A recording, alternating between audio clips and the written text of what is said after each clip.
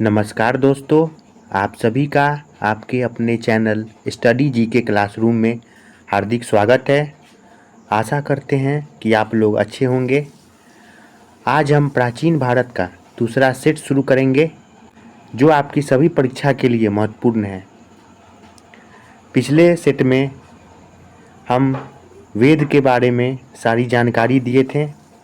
ये दूसरा सेट में हम आपको बौद्ध और जैन साहित्य के बारे में अवगत कराएंगे। तो शुरू करते हैं। पहला क्वेश्चन, अथर्ववेद के ब्राह्मण ग्रंथ को क्या कहा जाता है? इसका ऑप्शन है पंचवीस, शतपथ ब्राह्मण, गोपथ ब्राह्मण या फिर ऐत्रेय ब्राह्मण। इसका सही आंसर क्या होगा? आप लोग कमेंट में बता सकते हैं। इसका सही आंसर गोपथ ब्राह्मण होगा। इसका सही आंसर गोपथ ब्राह्मण होगा। तो अथर्ववेद के ब्राह्मण ग्रंथ को गोपथ ब्राह्मण कहा जाता है। चलते हैं हम लोग नेक्स्ट क्वेश्चन पे। उपनिषद की संख्या कितनी है? इसका ऑप्शन है 105, 108, 112 या फिर 109। इसका सही आंसर कितना होगा? उपनिषद की संख्या कितनी है? 108 है। उपनिषद की संख्या 108 है। चलते हैं हम लोग नेक्स्ट क्वेश्चन पे। चारों आश्रमों का उल्लेख किस उपनिषद में मिलता है? ऑप्शन है जावालोपनिषद, ऐतरेय उपनिषद, तैत्तिरीय उपनिषद और छांदोग्य उपनिषद। तो चारों आश्रमों का उल्लेख किसमें मिलता है? इसका सही आंसर ऑप्शन ए है, जावालोपनिषद है। चारों आश्रमों का उल्लेख जावालोपनिषद में मिलता है। चलते हैं हम लोग चौथे नंबर क्वेश्चन पे। किसी ब्राह्मण ग्रंथ में स्त्री को पुरुष की अर्धांगिनी कहा गया है? किस ब्राह्मण ग्रंथ में स्त्री को पुरुष की अर्धांगिनी कहा गया है? इसका ऑप्शन है गोपथ ब्राह्मण, ऐत्रेय ब्राह्मण, पंचवीस ब्राह्मण या फिर शतपथ ब्राह्मण। इसका सही उत्तर आप लोग बताइए कितना होगा? इसका सही आंसर डी होगा, शतपथ ब्राह्मण। तो शतपथ ब्राह्मण ग्रंथ में ही स्त्री को पुरुष की अर्धांगिनी कहा गया है।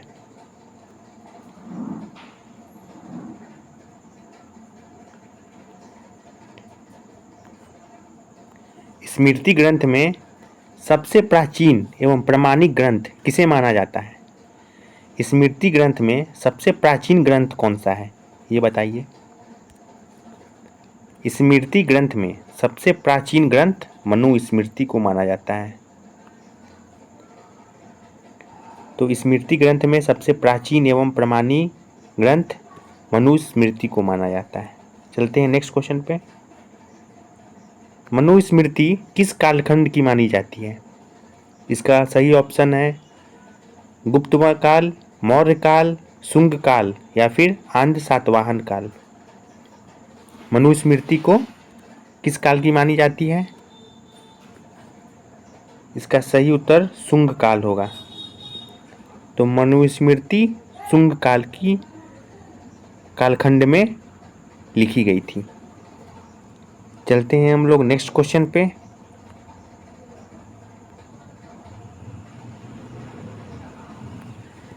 कितने उपनिषदों को मूलभूत उपनिषद की श्रेणी में रखा गया है? कितने उपनिषदों को मूलभूत उपनिषद की श्रेणी में रखा गया है? इसका ऑप्शन है 13, 10, 11 या फिर 12। तो मूलभूत उपनिषद कितनी है? आप लोग बताइए, इसका कमेंट कीजिएगा।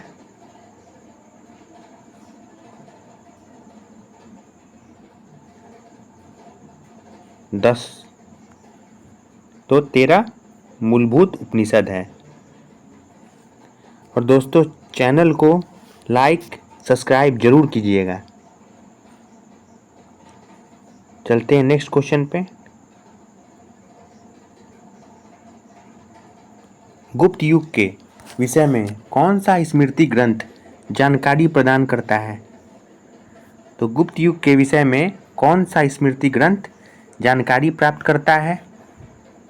इसका ऑप्शन है नारद स्मृति, मनु स्मृति, परशर स्मृति या फिर याज्ञवल्क्य स्मृति। इसका सही उत्तर आप लोग बताइए क्या होगा। तो गुप्त काल के विषय में नारद स्मृति जानकारी प्रदान करता है। चलते हैं हम लोग नेक्स्ट क्वेश्चन पे।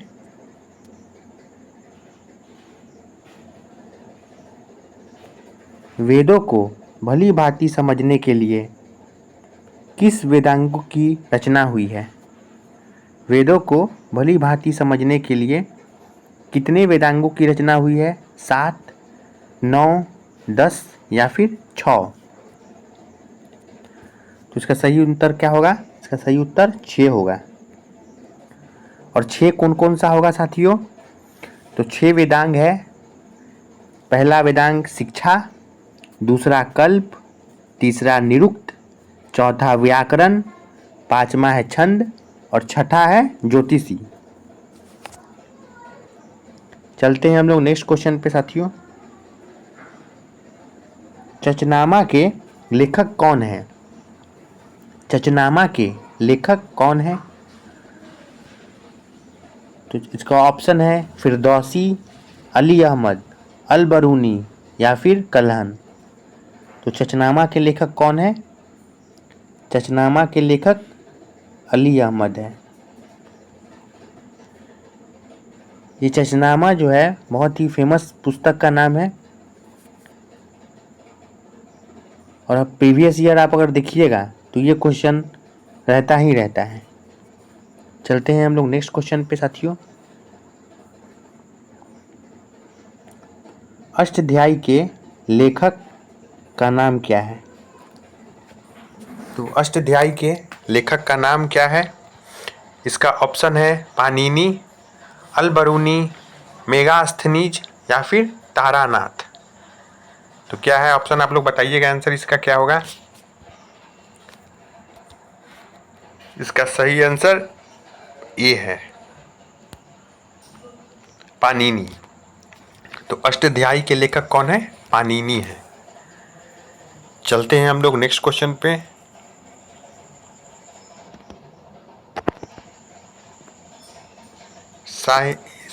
संस्कृत साहित्य में ऐतिहासिक घटनाओं को क्रमबद्ध लिखने का सर्वप्रथम प्रयास किसने किया था? संस्कृत साहित्य में ऐतिहासिक घटनाओं को क्रमबद्ध लिखने का प्रयास किसने किया था? इसका ऑप्शन देखिए, कल्हन, पाणिनि, तारानाथ या फिर चाणक्य।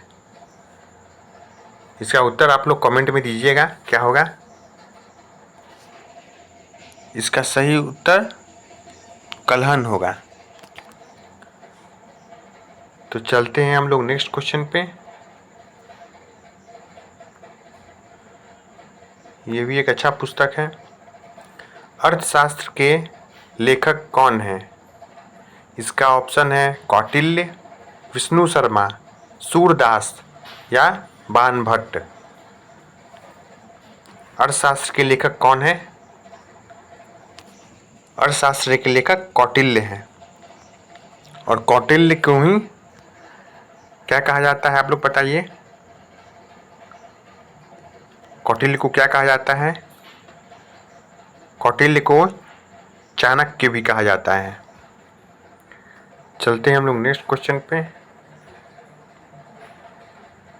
सामवेद के ब्राह्मण ग्रंथ का नाम क्या है?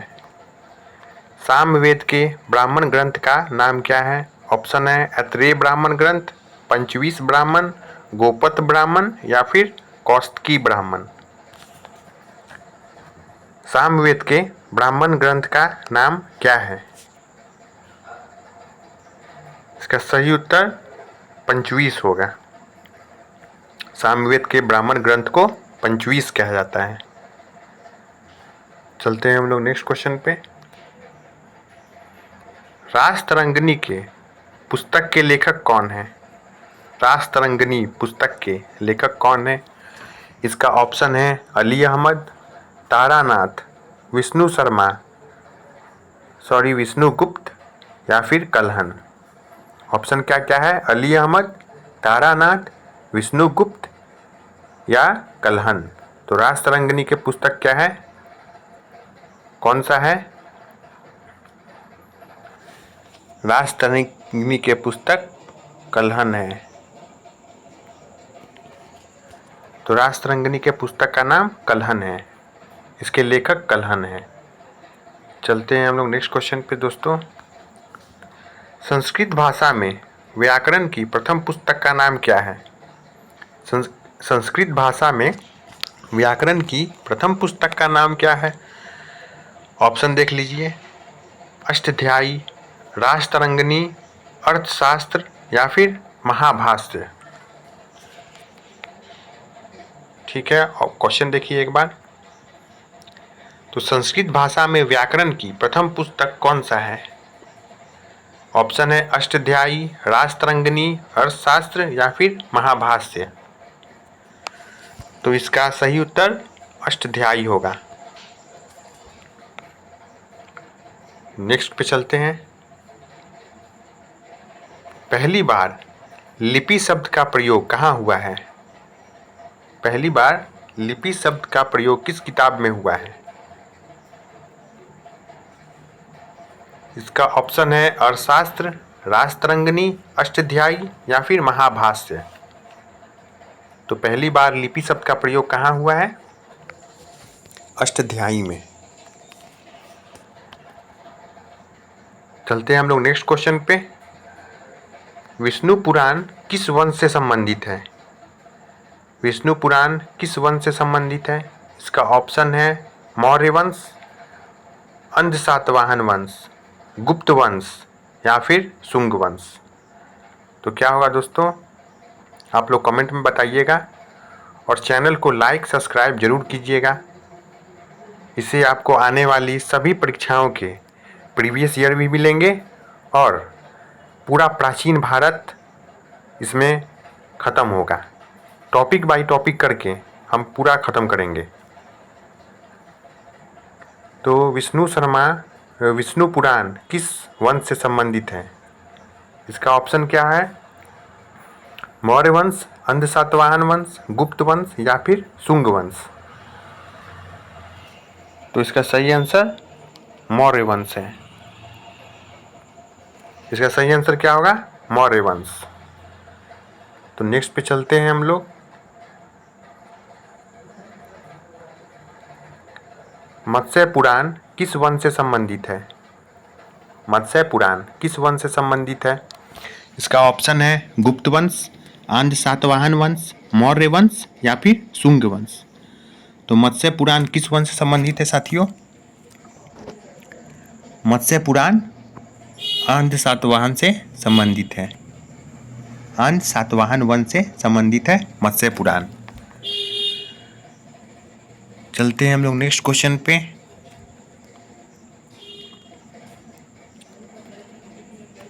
पुराण के रचयिता कौन थे और पुराण की संख्या कितनी है? ये आप लोग बताइए। इसका ऑप्शन है विश्वामित्र जो 20 पुराण कहते हैं, पाणिनि जो 13 पुराण है, चाणक्य जो 22 पुराण है या फिर लोमहर्ष और उनके पुत्र अग्रश्रवा जो कि 18 पुराण है।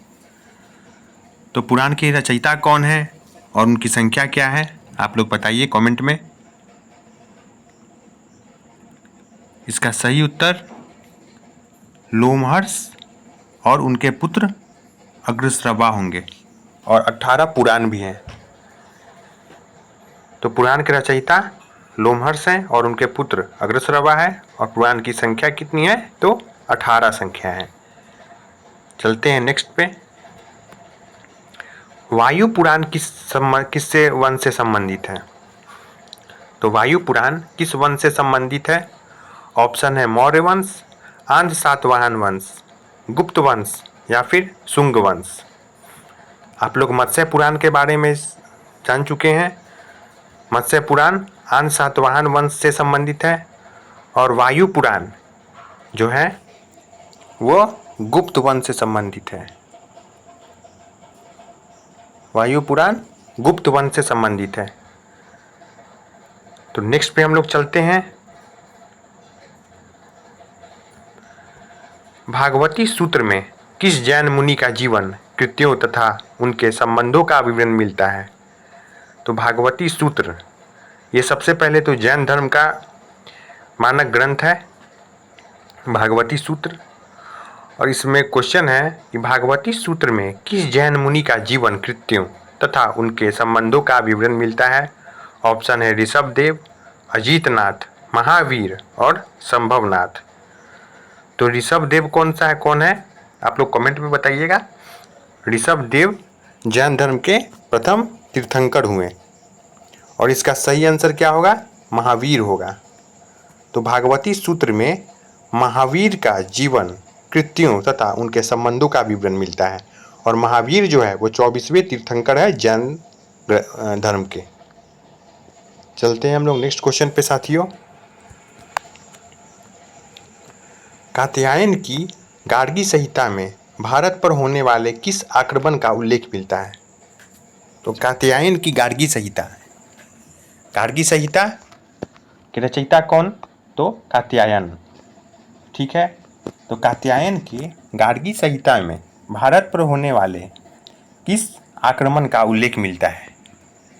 इसका ऑप्शन है तुर्क आक्रमण, यमन आक्रमण, मुगल आक्रमण या फिर खिलजी आक्रमण। तो इसका आप लोग उत्तर दीजिएगा कमेंट में। और दोस्तों चैनल को लाइक और सब्सक्राइब जरूर कीजिए, इससे आपको आने वाले सभी वीडियोस की अपडेट मिलेंगी। तो कात्यायन की गार्गी संहिता में भारत पर होने वाले यमन आक्रमण का उल्लेख मिलता है। किसमें मिलता है? यमन आक्रमण का उल्लेख मिलता है। चलते हैं हम लोग नेक्स्ट क्वेश्चन पे दोस्तों।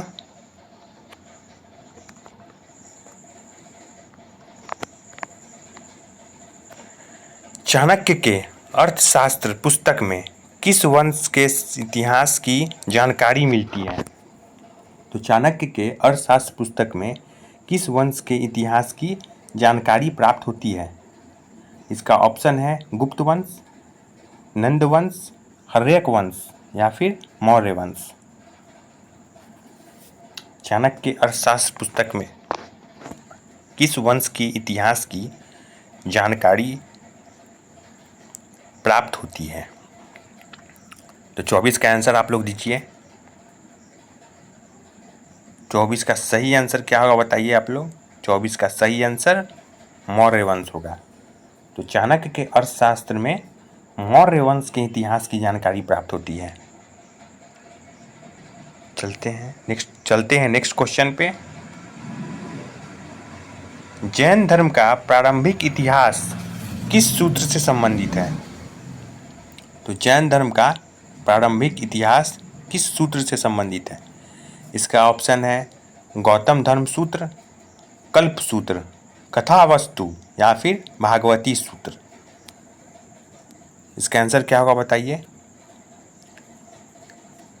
इसका सही आंसर क्या होगा? कल्प सूत्र होगा। तो जैन धर्म के प्रारंभिक इतिहास की जानकारी कल्प सूत्र में मिलती है। चलते हैं हम लोग नेक्स्ट क्वेश्चन पे और ये आखिरी क्वेश्चन होगा दोस्तों। भागवती सूत्र किस धर्म से जुड़ा ग्रंथ है? इसका ऑप्शन है जैन धर्म, बौद्ध धर्म, शैव धर्म या फिर सनातन धर्म। भागवती सूत्र किस धर्म से जुड़ा ग्रंथ है? आप लोग कमेंट में बताइए इसका आंसर क्या होगा।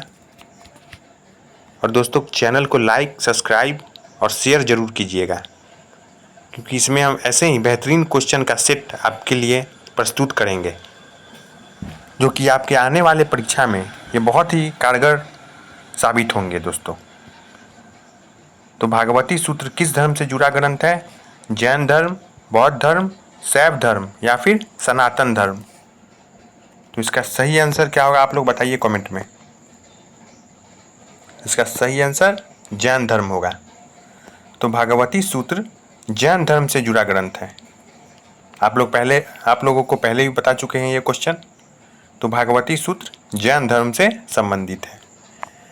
तो चलते हैं हम। आप लोग भी अच्छे से तैयारी करिए और चैनल को लाइक, सब्सक्राइब और शेयर ज़रूर कीजिएगा दोस्तों। ये आपका चैनल समझकर ही आप इसे प्यार दीजिएगा। तो चलते हैं, धन्यवाद।